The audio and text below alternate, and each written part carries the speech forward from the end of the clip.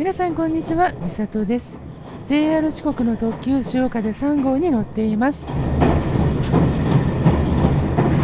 瀬戸内海の眺めを見たり、振り子が効いてカーブで傾きながら走り抜ける特急しおかぜ。単線の区間でも気持ちよくかっ飛ばしています。今回の目的地は愛媛県の伊予西条駅です。伊予西条駅に着きました。今回ここで降りた目的は階段に出ています鉄道歴史パーク in 西条です。改札を出て大きな荷物をコインロッカーに入れます。伊予西条の駅舎はこんな感じ。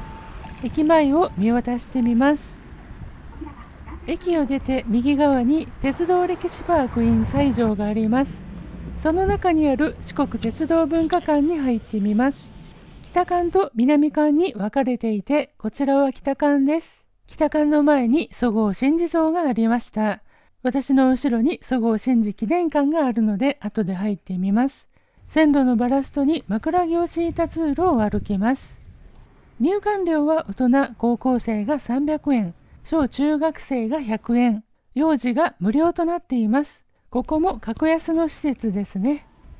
食券の券売機のような自販機で入場券を買います。切符のような入場券が出てきて、受付で提示するとハサミで改札入居をされました。さすが鉄道博物館です。入ったところ正面に0系新幹線と DF50 型ディーゼル機関車1号機がいました。DF50 型は現在のディーゼル機関車と同じくエンジンで発電機を回して発電してモーターで走る電気式ディーゼル機関車でした。開発された当時はまだ蒸気機関車全盛期で、これらのディーゼル機関車に置き換えて鉄道の無煙化に貢献しました。九州鉄道記念館みたいに運転台の中へも入れます。 DF50 の運転台、そんなに広くはないですね。運転席に座ってみました。助手席側に移りました。昔ながらの車掌弁、非常ブレーキです。機関車の外に出まして、蒸気機関車からの置き換えなので、当時の客車の暖房は蒸気機関車の蒸気を使っていたので、ディーゼル機関車ですが蒸気発生装置を載せています。 DF50 のデザイン、外観は私は好きですね。四国で活躍したディーゼル機関車、気動車です。私は小学校の頃まで地元奈良県では和歌山線や桜井線が非電化だったので、ディーゼルカーには馴染みがあります。懐かしいですね。潮風で使われている8000系電車と0系新幹線のパンタグラフがありました。0系の中にも入れます。入り口は後ろ側なのでそちらに向かいます。新幹線は車体が長いのでさすがにカットされていますが、横長の窓で初期の0系ですね。宇高連絡船の高松港の模型がありました。他にも鉄道模型がたくさんあります。後ろの入り口から入ります。座席の方は晩年になってリクライニングシートに交換されたシートでした。当時は2人掛けは回転できましたが、3人掛けは構造上回転できなかったと思います。座ってみました。あの頃はまだ私は新幹線に乗る機会が少なかったので、ああこんな感じだったかなという感想です。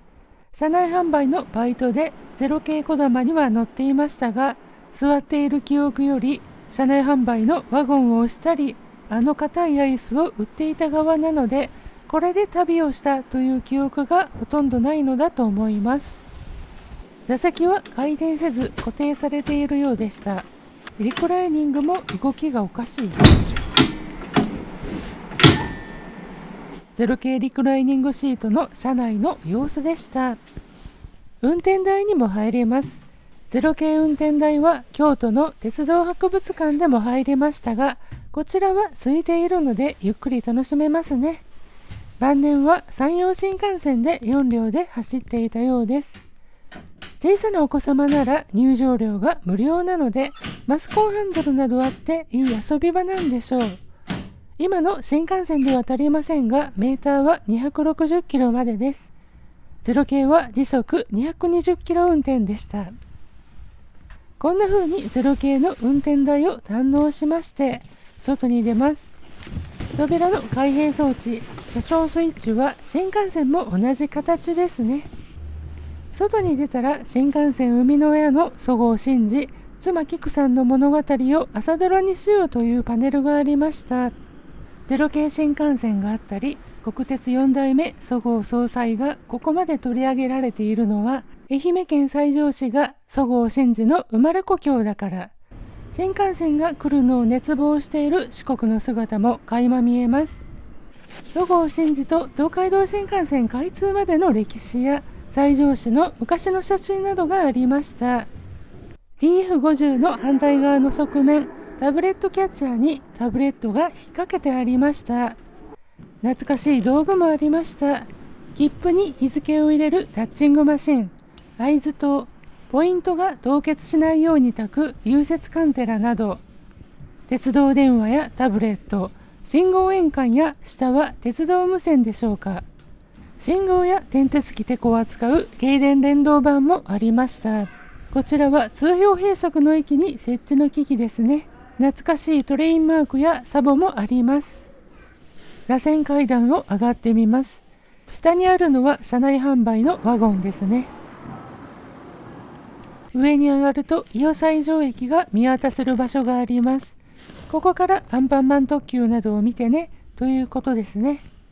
上から見ると0系と DF50 がよく見えます。伊予西条駅の歴史、レンガ造りのカーバイト湖と給水塔が残っているそうです。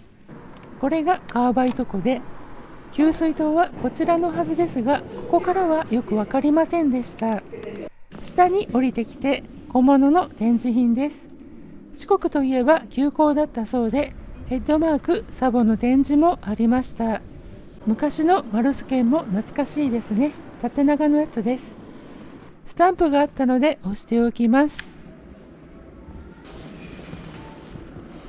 四国鉄道文化館の北館から出まして、次は十河真司記念館に向かいます。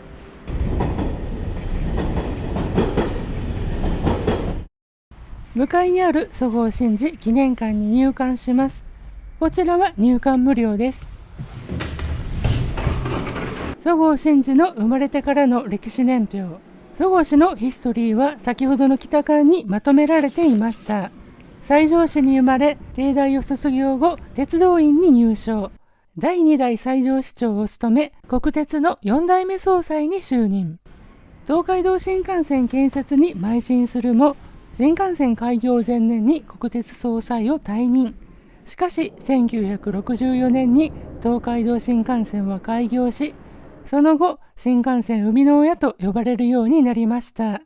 0系ってブルーリボン賞を受賞しているのですね。新幹線建設の実現に向けての取り組み、苦労が説明されています。ここでも記念館のスタンプを押しておきます。2階にも展示があるので行ってみます。十河市にまつわる品々、遺品などが多数展示されています。ここで後藤新平、松木貫一郎、種田虎夫、佐伯勇と名だたる方々が紹介されています。後藤新平は十河真司を鉄道院へ誘った恩師。松木貫一郎は同じ西条市出身、帝大の先輩で、鉄道院や関東大震災の復興院でも関わりがあった。種田虎夫は帝大の同期で同じく鉄道院へ。後に近畿日本鉄道の前身の大阪電気軌道に誘われ、専務として就任され、近鉄5代目社長となった方。佐伯勇は西条市出身。種田虎夫が戦後公職追放で社長を退任後に、1951年に近鉄の社長となった方です。ビスタカー生みの親、伊勢湾台風からの名古屋線の開基、生駒トンネルや青山トンネルの改良など、近鉄の中高の祖と呼ばれる方です。ということをここへ来て学びました。愛媛県の西条市、なんというかすごい鉄道の町ですね。現在の JR 四国の社長さんも西条高校の出身だそうです。という感じで十河真治記念館訪問を終えました。次は四国鉄道文化館の南館に行きます。伊予西条駅の南側にあるので陸橋を渡ります。これはエレベーターに乗っています。自転車も乗せられるエレベーターです。駅の南北主要通路が陸橋を渡って見えているのが南館です。先ほど見えなかった給水塔が見えました。